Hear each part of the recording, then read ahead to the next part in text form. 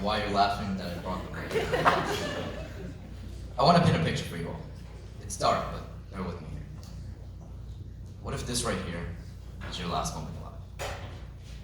I'm the last voice you'll ever hear. This room is the last place you'll ever be. And the future doesn't exist. Scary, I know. But let me ask you one question. Would you be okay with what you're doing in life right now? If so, awesome. You're in a much better place than I used to be.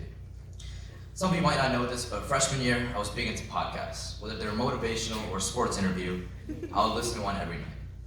And one thing that I distinctly remember is all of them talking about not wasting time in this big seizing the moment idea. But I brushed it off every time I heard it.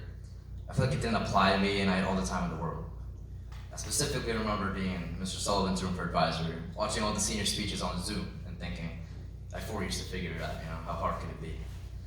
I have time. Well, I finished the speech like 30 minutes ago, so clearly I didn't, but this goes beyond everyday procrastination. My mom used to call my grandparents every morning at 6:30. This is right around the time when I would be getting ready, and every time she asked me if I wanted to speak with them, my response would always be, maybe another day, or I'm too tired right now, something along those lines. I kept pushing it off because in my mind, there was always later. Until there wasn't. One of these mornings, I noticed my mom wasn't on the phone with them, and when I asked for the reason, she reluctantly told me that my grandmother was extremely sick. Fast forward 1 month later, and I get news that she passed away. And when hearing this, all I could think about was the fact that I couldn't even remember the last thing that I said to her.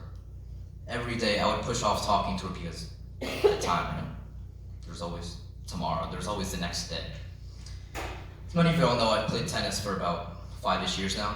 And when I first started to take it seriously, my dreams were sky high. I wanted to play D1 in college, go on to play pro, all that. And all was well.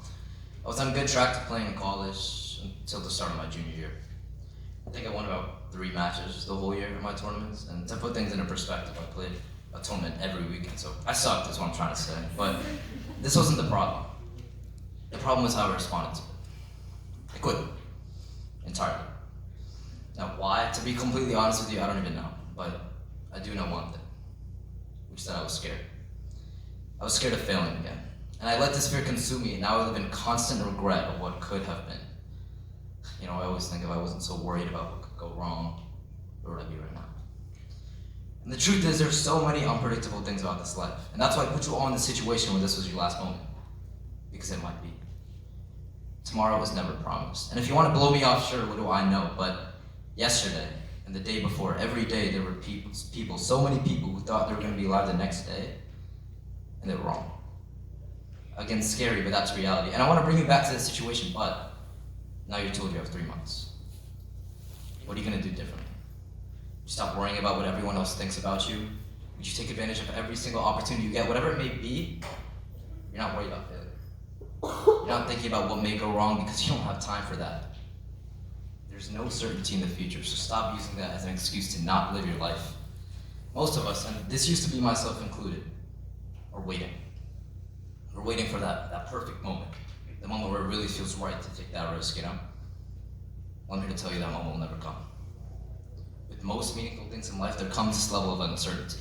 There's a fear factor to it, and it's a fear of failure. What if it goes wrong? Or if I ask them out and they embarrass me? What if I apply to all these top schools and every single one rejects me? What if everything turns out horribly? But what if it doesn't? What if it becomes the greatest thing that ever happened to you? What if that scary step that you chose to take turns into something beautiful? And the reason that you never got to experience it was the fear of it all going wrong. And to me, that's the beauty of it all. You never know what one small step might do for you. Most of the meaningful things in life come from these uncertainties. So stop living in a land of what ifs. My biggest fear is to be lying on my deathbed, wishing I did more. Lying in regret at the fact that I did not do enough.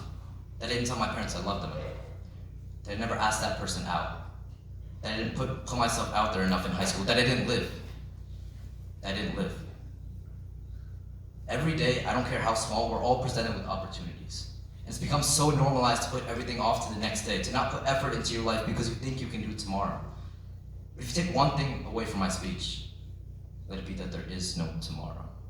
You never know when life is going to try to play some trick on you and take something away. So appreciate everything you have in your life right now, because At some point or another, we will be gone.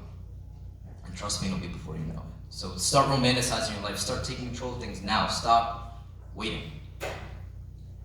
And I want to finalize my speech by saying this. I can say whatever I want up here, right?